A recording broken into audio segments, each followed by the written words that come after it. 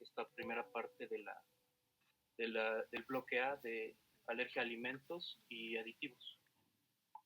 Entonces, bueno, como tal, iniciamos dando la definición. La alergia alimentaria es una reacción adversa en la que se activa el sistema inmunológico. Dicho alérgeno puede ser una proteína o un carbohidrato que desencadena una amplia gama de síntomas. Aquí pues hay que hacer también, bueno, el libro hace un hincapié en que hay una diferencia entre una alergia alimentaria y otra que sea una, este, bueno, que esta sea realmente causada por el sistema inmunológico a algo que esté generando síntomas, pero que no participe del sistema inmunitario, lo que sería una, por ejemplo, intolerancia alimentaria por deficiencia metabólica, por una reacción farmacológica. O sea, en este caso, directamente pues interviene el sistema inmunológico. Eh, Dentro de este tipo de alergia encontramos que puede ser la mayoría mediada por la inmunoglobulina E. También encontramos no mediadas por IgE o podemos encontrar mixtas. Ahora, al hablar de epidemiología, se ha notado un aumento del 5 al 10% en los últimos 10 años a causa de diversos factores ambientales y genéticos. También aquí se menciona que hay al menos dos picos de incidencia, uno a los 2 años de edad y otro a los 35 años de edad. Aquí también algo muy importante que nos va a permitir poder llegar al diagnóstico es que 75% de los pacientes que presentan este tipo de alergia tienen un antecedente de atopía y de ahí 57.1% presentan manifestaciones en la piel.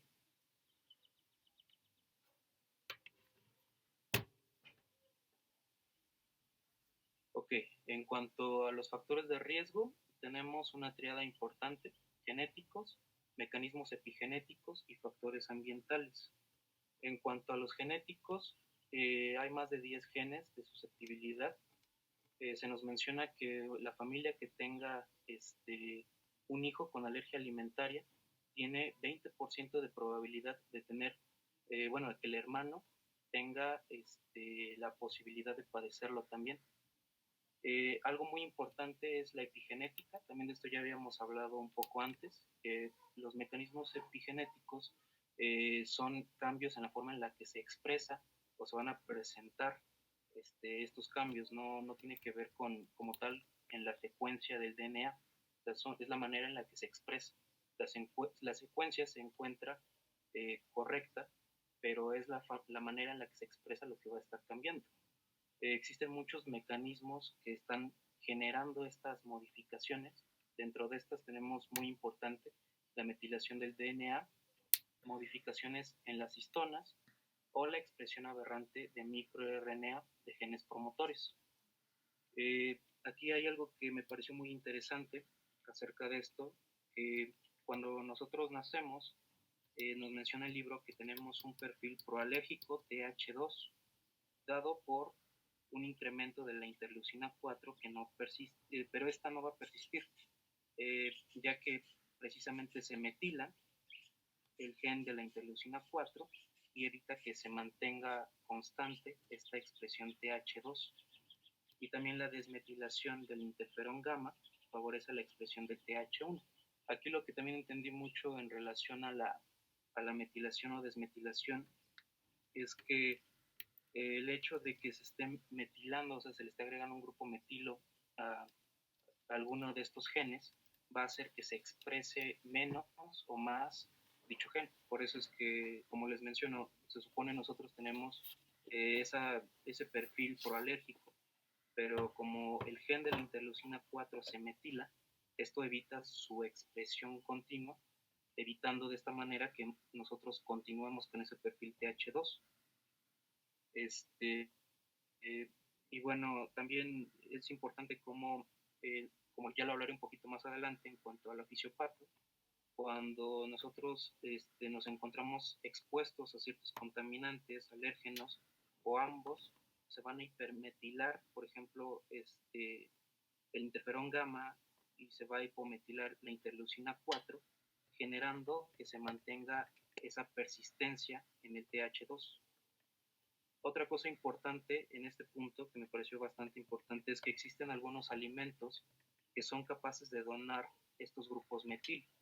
Dentro de estos encontramos el ácido fólico, las vitaminas B12, la vitamina B6, y por lo tanto estos hasta cierto punto pueden frenar la aparición de la alergia.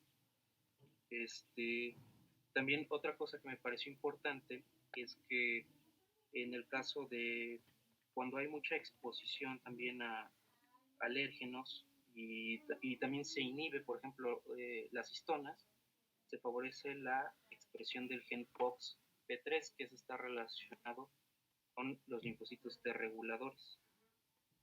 Y bueno, la siguiente parte dentro de estos factores de riesgo son los factores ambientales. También ya habíamos hablado acerca de la hipótesis de la higiene, de la cual pues a grandes rasgos nos propone que una baja exposición a microbios dificulta la respuesta inmunorregulatoria. Y también tenemos la hipótesis dual, en la cual si el paciente técnicamente se expone al alérgeno en pequeñas cantidades, la piel se va a sensibilizar, pero si se expone a grandes cantidades, por ejemplo vía oral, debe crear tolerancia. Otro ejemplo de esto es, por ejemplo, en la exposición a microbios en el embarazo, que reduce la desmetilación del interferón gamma, favoreciendo la producción de interleucina 4 y la aparición de la alergia alimentaria. Y bueno, continuamos con esto es a grandes rasgos lo que les mencionaba, o sea, es como el conjunto, el todo, que está interactuando sobre la manera en la que podría llegarse a expresar o no una alergia. Tenemos, por lo tanto, les decía, la exposición a bacterias, a virus, tabaquismo, también la manera en que algunos alimentos como los folatos y vitaminas pueden ayudar a prevenir la aparición de la alergia. Y bueno, también aquí les puse algunos factores de riesgo controversiales, o sea, no se está totalmente seguro que realmente causen la alergia alimentaria o que la predispongan, pero dentro de estos encontramos el consumo de antiácidos, el acortamiento del periodo de sueño, obesidad, prematurez, bajo peso al nacer, ingestión de antioxidantes y ácidos grasos.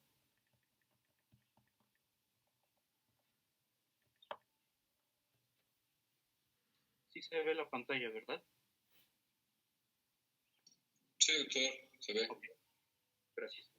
Y bueno, ahora continuando con la fisiopatología, aquí principalmente lo que les estoy poniendo en este esquema que viene en el libro es la manera en la que generalmente se genera tolerancia, o sea, el proceso normal cuando un alérgeno entra en contacto. Entonces, como pueden notar, cuando llega una proteína que se ingiere, esta se va a degradar a péptidos. En este caso, pues, lo podemos representar. Si ustedes notan, en la parte de arriba se ven como estrellitas moradas. Ese vendría siendo el péptido o antígeno en este caso, los cuales se pueden transportar las células, a través de las células epiteliales por transitosis, endocitosis o difusión paracelular, de esta manera favoreciendo que se encuentren y se puedan presentar a las células inmunitarias. Dentro de estas tenemos muy importante las células dendríticas, que pueden reconocer el antígeno luminal y para esto pueden extender sus dendritas transepiteliales y poder obtener el antígeno para después presentar. Por ejemplo, en la imagen A podemos notar que son las placas de Peyer, en la cual se están internalizando los antígenos luminales que fueron capturados por las células presentadoras de antígeno. Y aquí hay un punto importante, que si estas células presentadoras de antígeno expresan el marcador CSR7, van a migrar hacia los ganglios mesentéricos. Ahí es donde se van a activar las células T reguladoras. Y bueno, también las células caliciformes pueden estar presentando el antígeno, las otras células dendríticas, tolerogénicas, y de esta manera se mantiene la homeostasis, o sea, es el proceso normal. Por lo tanto, la fisiopatología va a ser cuando la tolerancia se esté perdiendo, no se estén generando estas células reguladoras, dependiendo lo que ya les comenté con anterioridad de los factores de riesgo, la genética, la epigenética, todo esto es lo que va a estar alterando este contacto y esta regulación normal, y eso es lo que genera la, la alergia alimentaria. Y bueno, el siguiente paso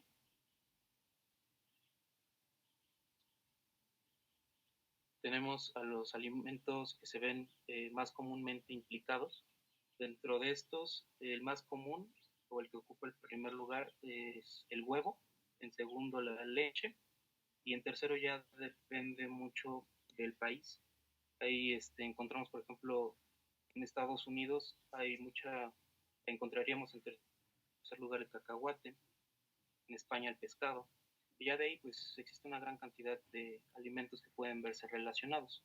Otro concepto aquí importante es la reactividad cruzada, en la cual, bueno, por lo que yo entendí, hay algunos alérgenos que pues se van a encontrar distribuidos en la naturaleza y que van a tener características en común con otros. Entonces, puede ser que una persona se encuentre sensibilizada a cierta molécula, cierta sustancia, pero que consuma otra a la que no se encontraba aparentemente sensibilizada y le cause la reacción.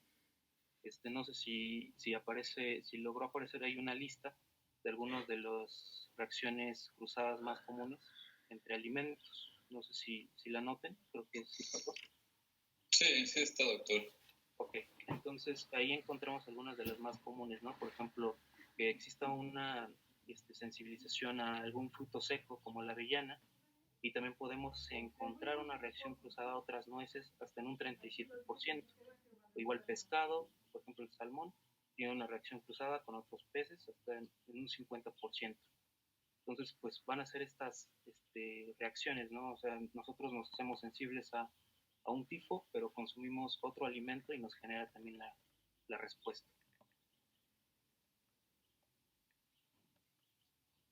Y bueno, ahora como tal para el diagnóstico, nos dice el libro, hay que hacer el diagnóstico, pues es en conjunto con el cuadro clínico, pruebas que demuestren la inmunoglobulina específica, pero principalmente vamos a estar correlacionando, por lo que les comentaba en un inicio, de los antecedentes de atopía.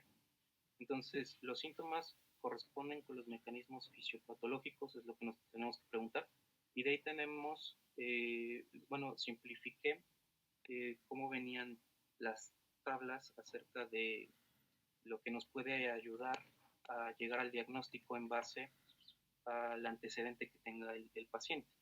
Por ejemplo, tendría que ser una alergia alimentaria relacionada con IgE, en todos los que les pongo aquí, por ejemplo, urticaria o angioedema, que ya vimos el tema, y que hay pacientes que tienen relación, pues precisamente presentan ese cuadro clínico y además pueden generar la alergia alimentaria. Esto ocurre, por ejemplo, cuando ingieren o tienen contacto con el alérgeno directo a la piel. También aquí podemos hacer la diferencia en que sería más común encontrarlo en niños, y al lado encontramos algunos de los alimentos más comunes. Por ejemplo, también síndrome de alergia oral asociado a pólenes. Encontraríamos en el paciente prurito, edema leve, peribucal, y que además es poco progresivo, más común en adultos, más relacionado a frutos o vegetales crudos, rinitis y asma que pueden acompañar reacción alérgica a los alimentos. Es más común en los niños, aunque también es común encontrarlo dependiendo de la ocupación del paciente. Luego tenemos, en cuanto al diagnóstico, también mediados por IgEs, síntomas gastrointestinales inmediatos. Pacientes que van a presentar vómito en proyectil, náuseas, dolor abdominal, y que pues ahí no hay una edad en especial, pero van a estar sensibilizados a alérgenos principales, que ya los comenté. Anafilaxia también, pues ya acabamos el tema. Entonces, pues son pacientes que presentan estos síntomas que son progresivos rápidamente, es una reacción multiorgánica y bueno, también puede estar afectando a cualquier grupo etario. Más frecuentes hacia cacahuate, nueces, mariscos, pescado, leche y huevo. Anafilaxia retardada por carne, esa me pareció interesante, aunque creo que no es común realmente en México. Esto ocurre en pacientes que después de ingerir carne presentan síntomas y esto también se ve relacionado con picaduras de garrapata. Ahí es donde otra vez hablamos de estas reacciones cruzadas que hay con los alérgenos.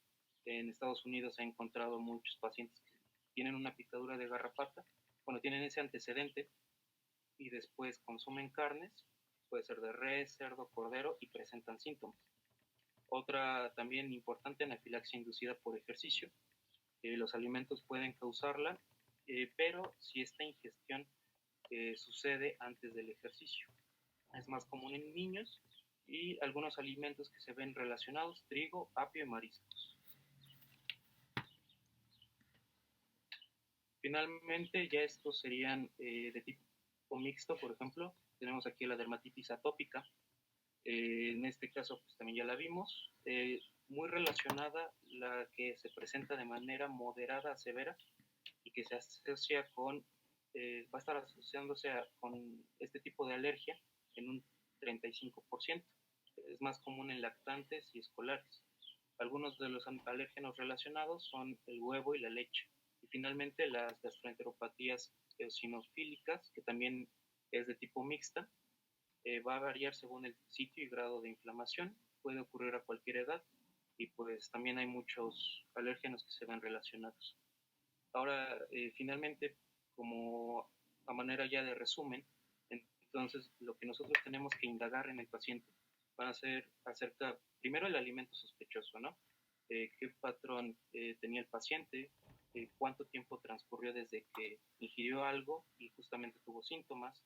La cantidad de ese alimento, los síntomas, hablamos del tipo, la edad del paciente, obviamente, las condiciones asociadas, como ya les mencionaba, hay algunas relacionadas con el ejercicio, puede a lo mejor verse relacionado a una interacción con medicamentos, con alcohol, y bueno, del huésped, pues su estado nutricional y las enfermedades atópicas, que es lo que más vamos a utilizar en la historia clínica.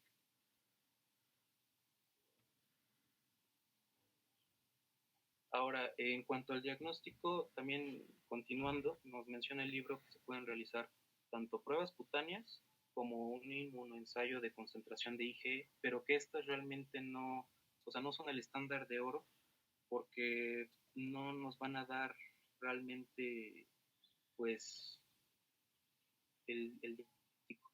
Entonces, nosotros lo que vamos a utilizar, en este caso, maneja como lo que se debería usar para poder diagnosticar certeramente las pruebas de provocación oral. Entonces, pues es el método más confiable en este caso, pero el problema es que tiene reacciones adversas.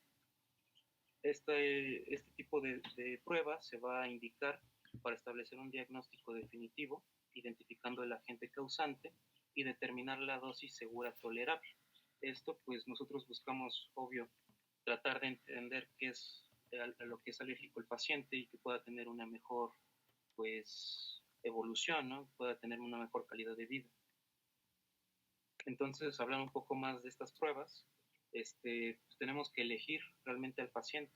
Para hacerlo, nos basamos en la historia clínica, nos va a permitir descartar si el paciente ya ha tenido unas reacciones severas o muy evidentes a ciertos alimentos, después de que ya realizamos a lo mejor una prueba cutánea o que hicimos una IgE total y específica y que notamos que tiene concentraciones elevadas, o cuando también sabemos, nos damos cuenta que el paciente tiene reacciones cruzadas, también tomamos en cuenta su edad, los fármacos que esté utilizando, y bueno, en base a eso tenemos dos tipos de pruebas de provocación oral. La abierta es cuando tanto el médico como el paciente saben el contenido del alimento, y la tipo ciega es cuando tenemos simple, cuando el médico solamente lo sabe y La otra variedad sería doble ciega, cuando ninguno sabe el contenido de lo que se le está administrando. Esto se supone que es para tratar de evitar el sosego de un mal diagnóstico. Entonces, ya nada más en base a eso, pues tenemos un resultado positivo si aparecen síntomas después de ingerir ciertos alimentos, indeterminado cuando el paciente tiene síntomas subjetivos, y en ese caso se tendría que repetir la prueba, y negativo cuando no hay un síntoma alérgico durante la prueba.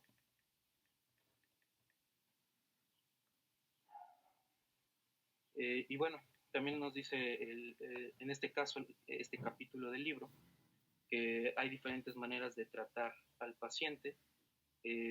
Utilizan mucho, se mencionan los antihistamínicos, pero no hace hincapié en más de esta parte del tratamiento, sino que ya se va hacia la inmunoterapia a alimentos, que ya es, como lo hemos discutido con otras patologías, la inmunoterapia lo que sí va a generar un cambio en la evolución del paciente, no solamente vamos a controlar los síntomas.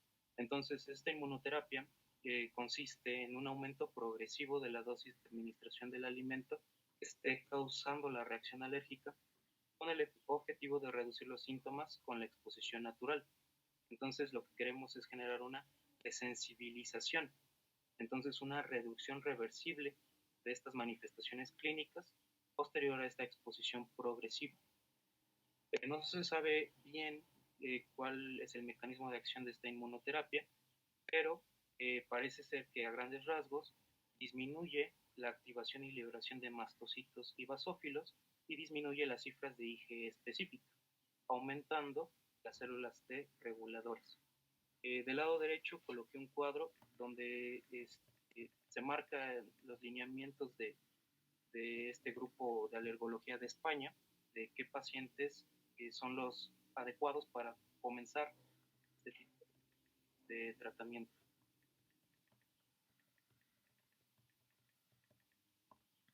Y bueno, tenemos tres tipos diferentes de inmunoterapia alimentos. La oral específica es uno de los más estudiados. Se asocia a mayor tolerancia y tiene buenos resultados a largo plazo. El problema es que genera muchos efectos adversos. Entonces, por eso, como les mencionaba antes, tenemos que elegir, bueno, el médico especialista es el que va a tener que saber elegir al paciente que puede ser candidato a recibir este tipo de inmunoterapia. En la sublingual el alimento se procesa en forma de líquido y se mantiene 2 minutos debajo de la lengua para después ingerirlo.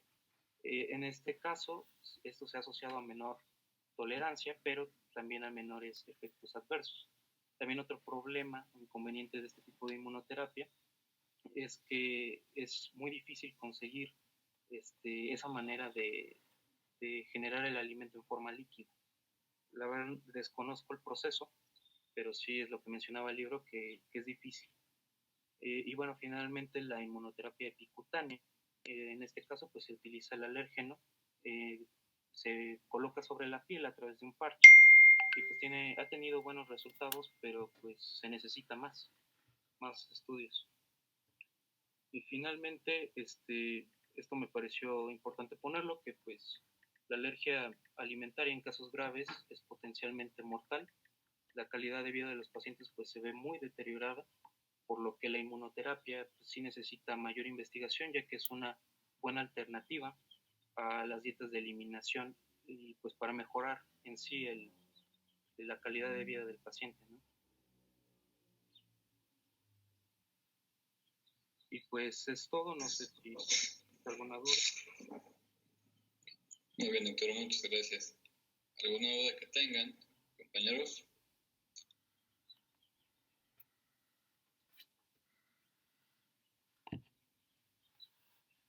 Doctor Aldo. Sí, doctor. En el diagnóstico, las pruebas de provocación oral es lo mismo que las pruebas de red oral. Sí, bueno, la provocación tal cual es un reto que nosotros llevamos al paciente, ¿vale? Pero, bueno, aquí puntos importantes para aclarar respecto a esto de los retos, de las pruebas orales, todo esto. Para fines académicos, para fines de examen, si en el examen preguntan cuál es el patrón de oro para el diagnóstico de alergia alimentaria, la respuesta debe de ser retos orales, ¿vale? Retos de provocación oral, doble ciego, placebo, controlado, ¿sale? Este es tal cual el gold estándar para hacer el diagnóstico. Sin embargo, como bien el artículo, el capítulo del libro lo comenta, a pesar de que sea el gold estándar, no es lo que regularmente nosotros lleguemos a ocupar. ¿Por qué? Porque implica un riesgo. Imagínense el paciente que tuvo una anafilaxis por cacahuate, ¿no? Y que le digamos, bueno, le vamos a hacer un reto con el cacahuate y puede tener anafilaxis, ¿no? Puede tener anafilaxia otra vez. Doctor Aldo, ¿usted qué cree que nos va a decir el paciente?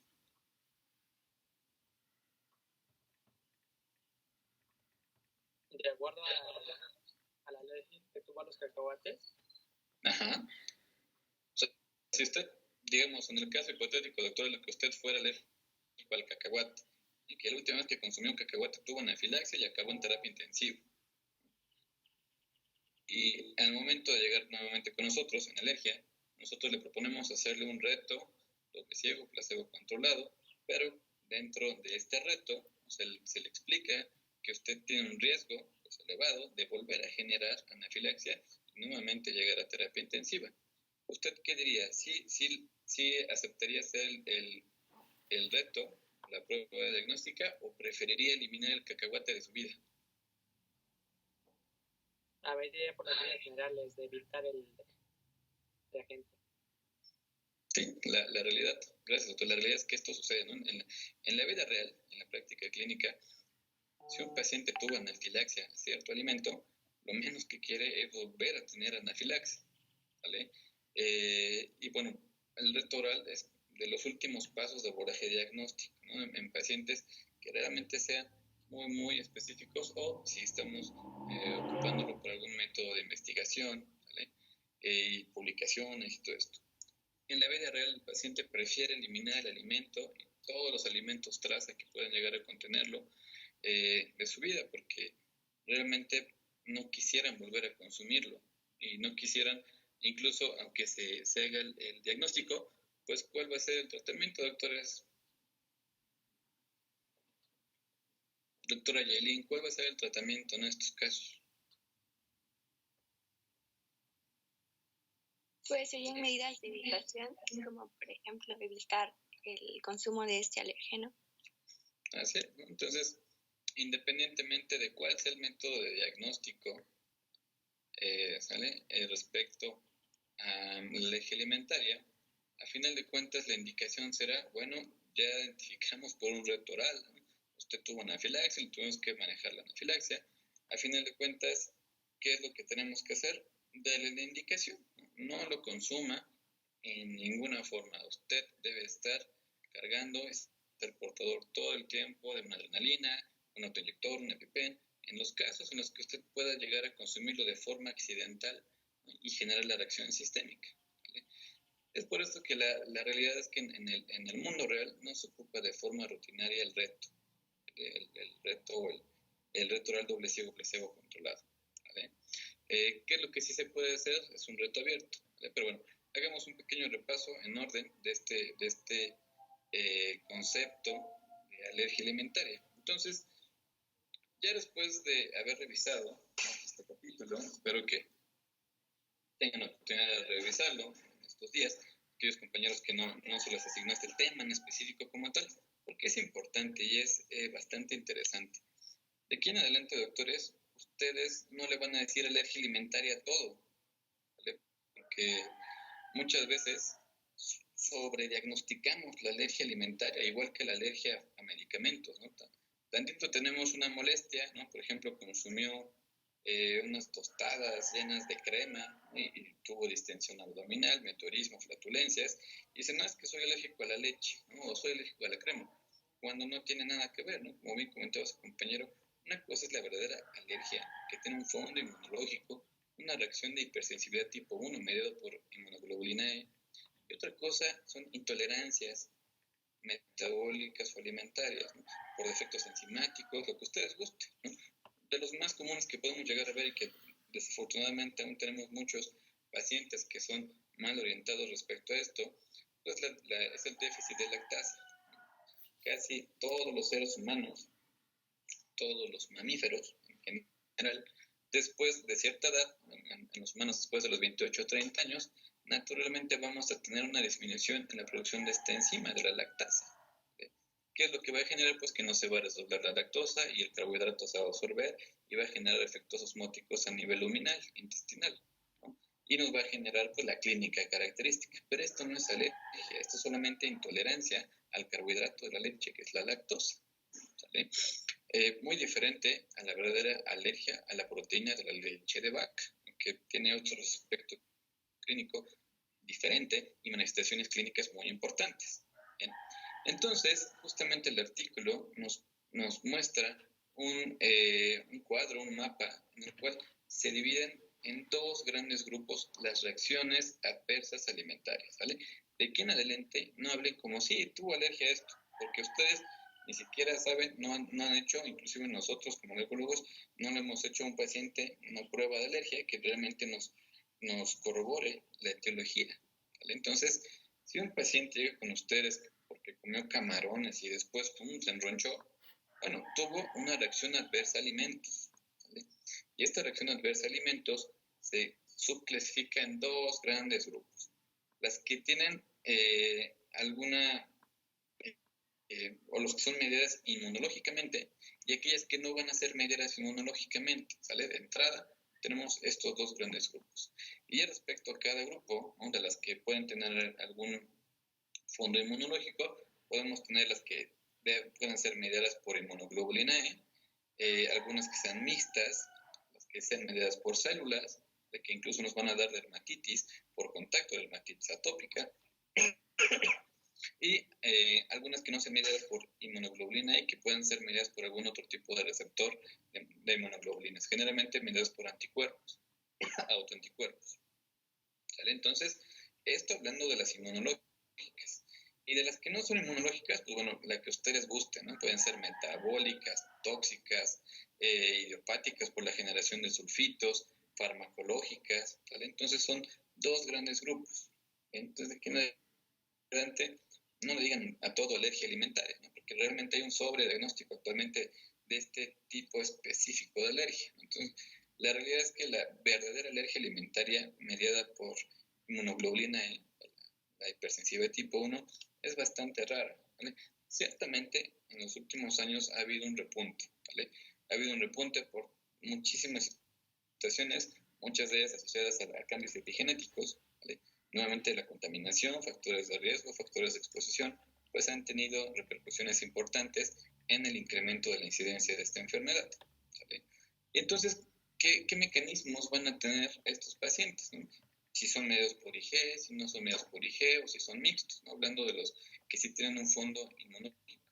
Entonces, si van a ser mediados por IG, pues vamos a tener características clínicas que hemos revisado, ¿no? Durante todo el curso. El paciente va a tener un síndrome mucocutáneo, puede tener urticaria, engedema, puede tener sintomatología respiratoria alta, respiratoria baja. Incluso el mismo paciente puede llegar a generar algo que se llama síndrome de polen frutas. ¿Qué significa esto? Hay diversos pólenes en el medio ambiente, en la naturaleza, que comparten proteínas que se pueden encontrar también en frutos, ¿vale? Estos grupos de árboles son las betuláceas y los alimentos son las rosáceas, ¿vale? De estas dos grandes familias comparten una homología del más del 70% entre la determinación genética de sus proteínas. ¿Y qué va a generar?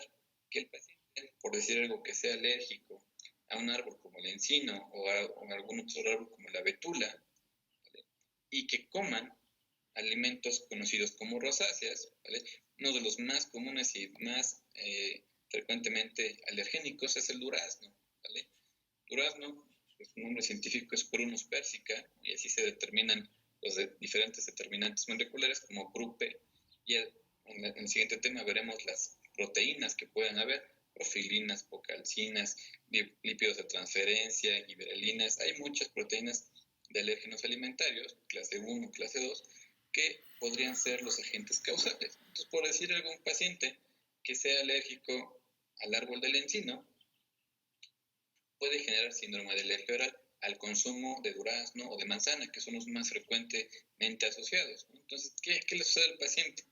Tiene una manzana, la muerde, oye, en todo este momento que está mordiendo y que está triturando el alimento en la mucosa oral, va a tener la interacción de la proteína de esta manzana y el paciente ya está sensibilizado a un polen que va a tener actividad cruzada con esta proteína de la manzana.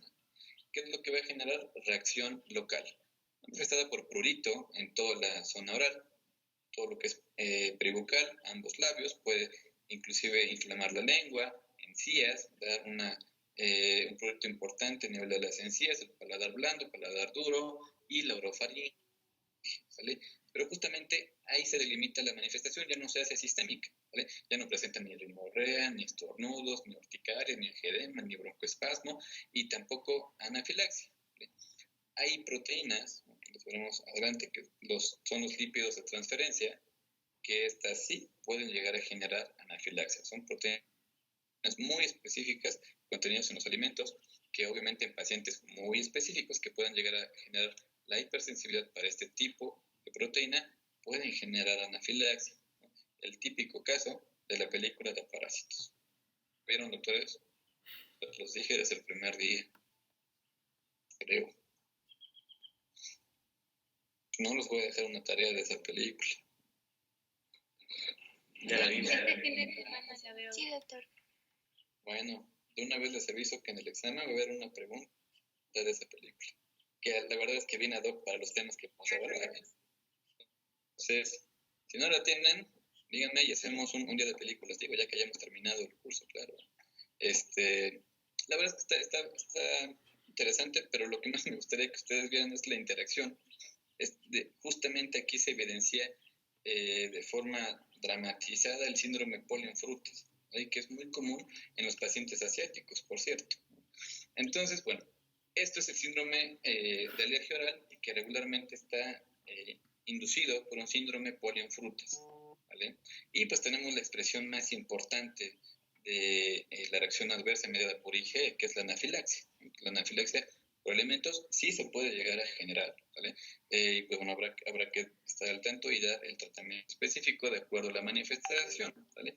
Y tenemos otras enfermedades que no van a ser mediadas por IgE, que regularmente pues son mucho más severas, ¿no? Como enterocolitis inducido por proteínas alimentarias, enteropatías, proctitis o proctocolitis, igual por proteínas alimentarias, enfermedad celíaca, síndrome de Heiner, que es la hemofiliasis pulmonar.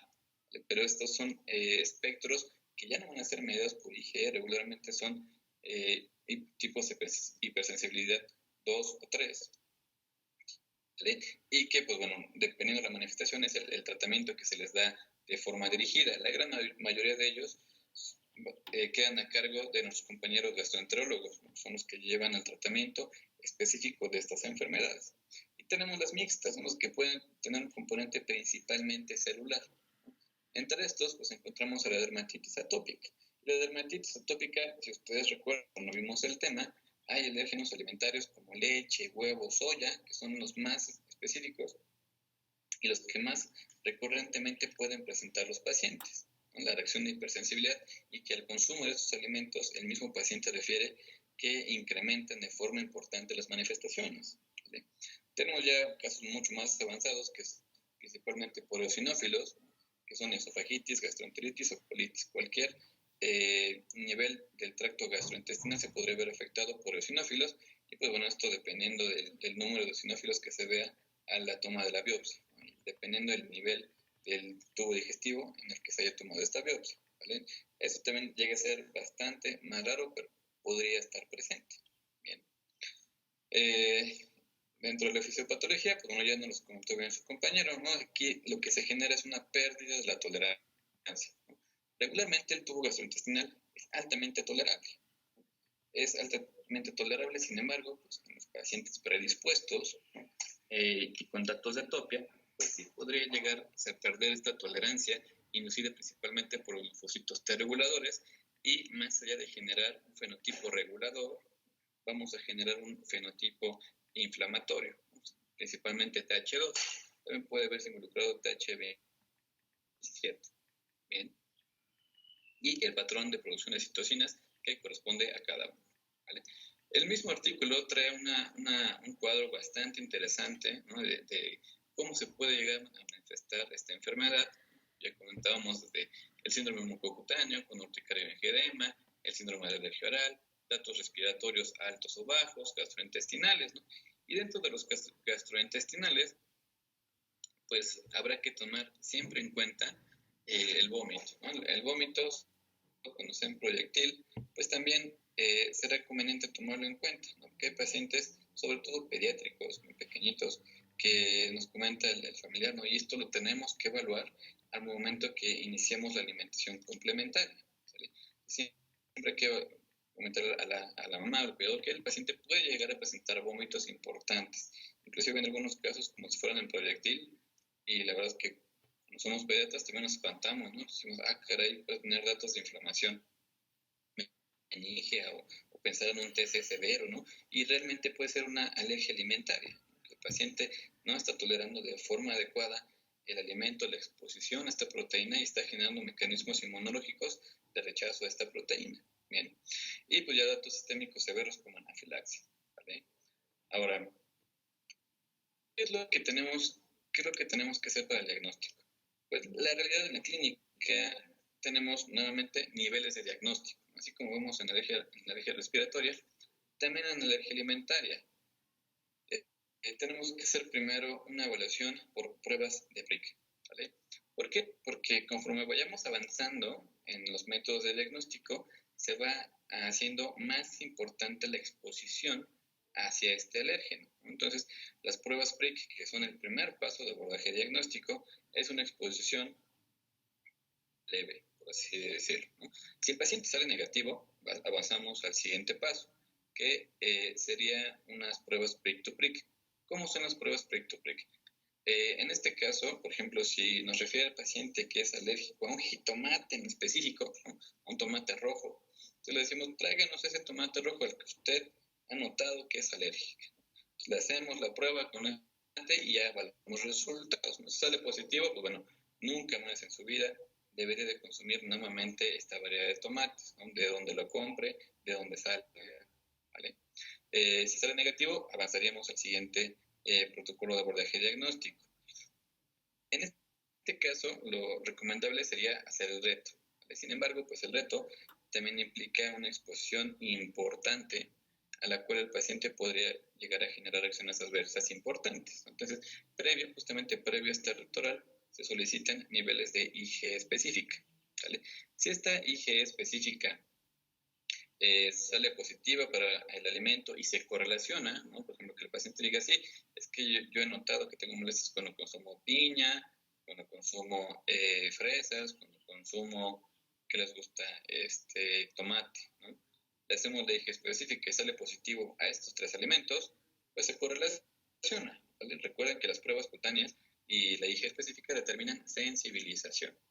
Si esta sensibilización correlaciona con la manifestación clínica alimentaria del paciente, pues bueno, se da la restricción alimentaria, ¿vale?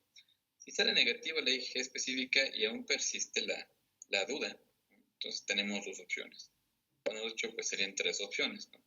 La primera, y en la cual realmente todos los pacientes aceptan, ¿no? Es la evitación del alimento, la evitación de la alergia, ¿no? Sobre todo en aquellos pacientes que generan anafilaxia al consumo de este alimento.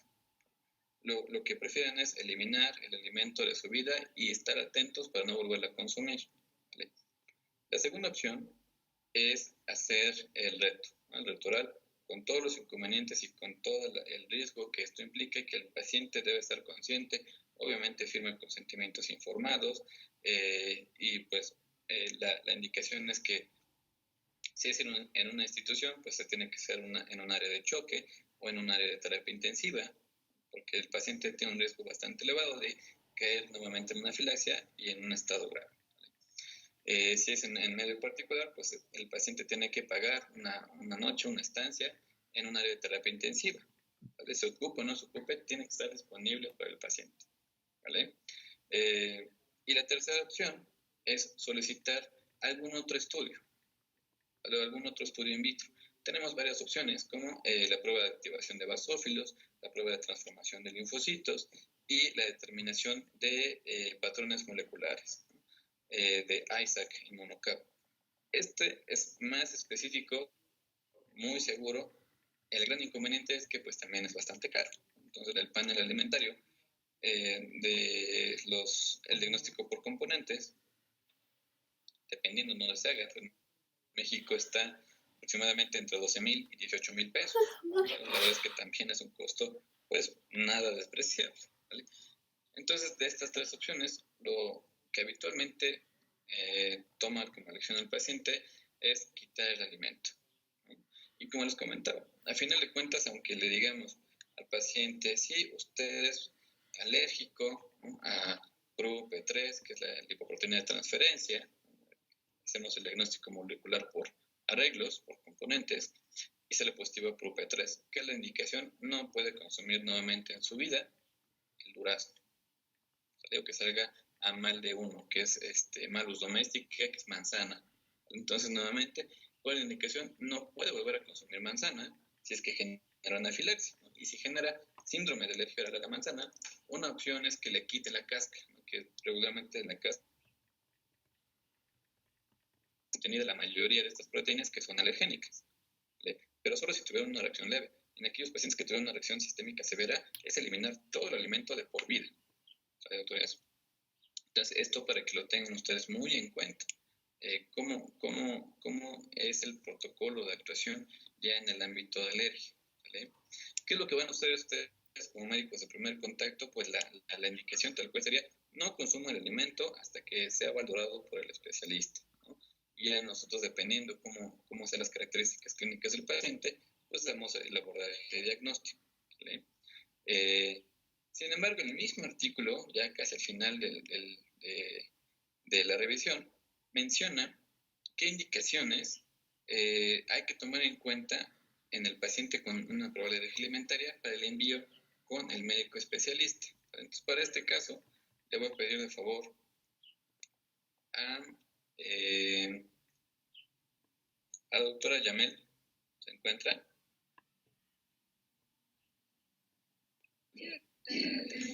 Doctora, ¿qué indicaciones comenta el artículo, bueno, el capítulo? ¿Cuándo va a mandar usted un paciente a interconsulta con el alergólogo?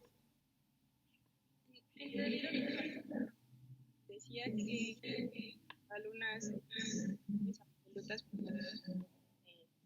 para que mande a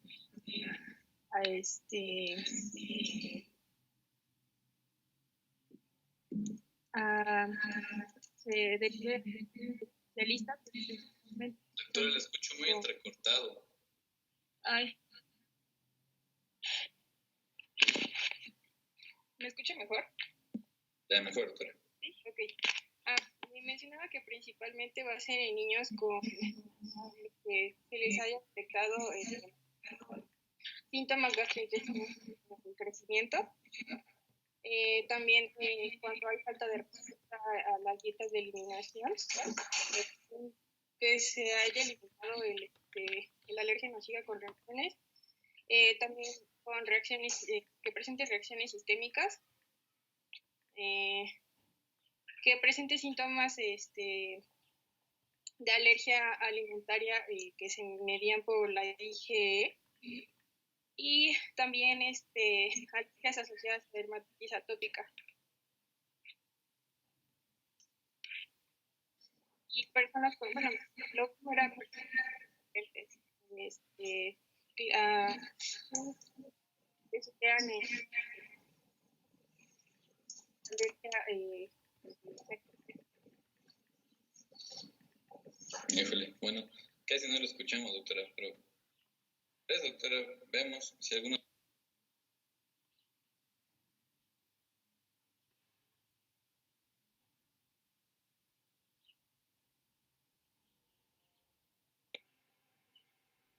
Ya no se escucha, doctor.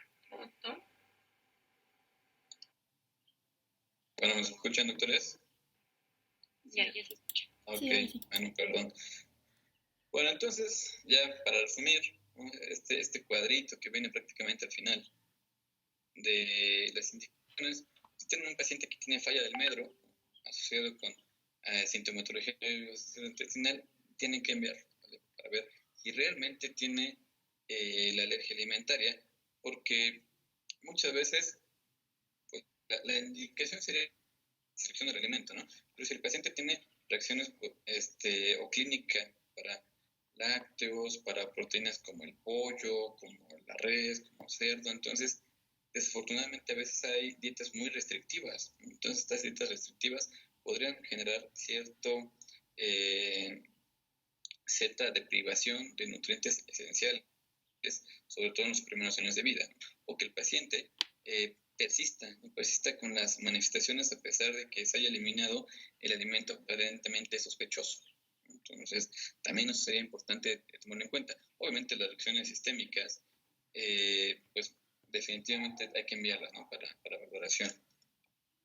O si tenemos estos síndromes de múltiples alergias, que nos diga la mamá, si es que cuando come ensalada y come lechuga y come col y come tomate y lo que quieran y con todo se enroncha, entonces pues todo esto habrá que tomarlo en cuenta, ¿no? Cuando sean casos complicados habrá que enviarlo. Pacientes con dermatitis atópica, ¿no? Ya saben que la moderada severa por escolar pues definitivamente amerita valoración por el alergólogo. Si a esto le añadimos que si se ha evidenciado una reactividad con algún alimento en específico, pues bueno, si ustedes recuerdan el cuadrito de cuándo enviar con el alergólogo o cuándo solicitar un estudio inmunológico, pues venía marcado como tal, ¿no? O sea, si el paciente ya identificó un factor desencadenante, pues hay que enviarlo, ¿no? Para ver si este factor alimenticio es realmente el desencadenante, ¿vale? ¿Qué más? Obviamente si tenemos aquellos pacientes que solamente los papás digan, ¿no? Que tiene esta molestia solamente cuando consume un alimento en específico y no concuerde mucho, ¿no? Decimos que el papá les diga, no, es que cuando come leche, no toma leche, tiene las manifestaciones clínicas, ¿no? Y le preguntamos, oye, ¿consume queso, consume leche, consume pan? Ah, sí, ¿y tiene manifestaciones? No. Bueno, la verdad es que no correlaciona tanto, ¿no? Entonces habrá que enviarlo porque habrá que valorar si realmente es una alergia a la proteína de la leche o es algún otro tipo de intolerancia metabólica, ¿vale? Bueno, entonces, ¿alguna duda que les haya quedado respecto a este capítulo, doctores? Doctora Eileen. Sí, doctor, yo tengo una pregunta. Bueno, hace unas semanas tuve la oportunidad de ver cómo le hacían pruebas cutáneas a un paciente y dentro de los alérgenos a los que salió positivo estaba el trigo y con este alimento pues la paciente solamente presentaba diarrea, distensión abdominal y a veces estreñimiento. Y lo que el alergólogo le comentaba era que si dejaba de consumir alimentos con trigo, o sea, una dieta muy estricta por un año, al año, al volver a consumirlos, podía ser que ya no presentase estos síntomas. Y mi pregunta es si es real que pueda suceder eso. Podría llegar a suceder, ¿no? De hecho, lo que nosotros buscamos en las citas de eliminación, en aquellos pacientes que tengan síntomas leves, ¿no? Que no tengan sintomatología sistémica severa, es justamente que el cuerpo se vaya desensibilizando, ¿no? Que vaya perdiendo la información, por así decirlo, celular de la exposición a esta proteína, ¿vale? Hay dietas de supresión y reto, ¿no? Que seguramente es lo que ocupó este doctor en este caso, que se pueden dar desde supresión y reto por 1 mes, 3 meses, 12 meses, 18 meses. Y en algunos casos, si después de 18 meses no superó esta reacción de hipersensibilidad, ahí sí se tiene que dar la determinación de que se suspende de por vida, ¿vale? Pero esto obviamente depende del tipo de alimento, el tipo de alérgeno y las manifestaciones clínicas del paciente, ¿no? Entonces, en este caso, por lo que entiendo, eran manifestaciones leves, ¿no? Entonces, seguramente ese fue el plan del doctor, ¿no? Ya que se identificó y que correlaciona con la clínica, pues es la restricción del alimento, lo ideal es de forma completa. Y ya después, si es un alimento importante en la dieta del paciente, pues habrá que hacer la revaloración con la introducción gradual. Y de hecho la introducción es casi como la alimentación complementaria. Ir de pequeñas cantidades e irlas incrementando hasta que prácticamente se tolera el alimento. Si en este momento de la reintroducción gradual, que es el reto abierto, no es doble ciego, y no es controlado, pues es un reto abierto. Si en este momento el reto abierto nuevamente genera sintomatología, bueno, se puede optar por nunca más volver a consumirlo o dar otros 6 meses de restricción absoluta de la proteína y revaluar la introducción. El éxito de estas dietas de supresión y reintroducción es qué tan específica sea la supresión de esta proteína, ¿no? Por ejemplo, el trigo. Realmente no debe haber consumido o no debe consumir ningún producto que contenga trigo o trazas del mismo. En algún momento que haya consumido nuevamente el alimento, no digamos que le dio un año, si en algún momento volvió a consumir el alimento, todo lo que ya había avanzado pues, se puede perder, ¿no? Porque puede estar por ahí todavía alguna inmunoglobulina E específica para el alimento en algún mastocito o basófilo regado por alguna parte del cuerpo. Y si se detectó nuevamente y si pudo llegar a generar la sintomatología y genera nuevamente la cascada inflamatoria, recuerden que se actúa de forma inmediata, pero también recluta más células, ¿no? Y entre ese reclutamiento se puede llegar a generar nuevamente la información de esta proteína y generar más anticuerpos específicos para este alimento. Entonces, realmente el éxito de estas dietas de restricción radica en qué tan realmente específico es el paciente en eliminar esta proteína de su dieta. ¿Doctora? Sí, doctor, gracias. No hay de qué. ¿Alguna otra duda, compañeros?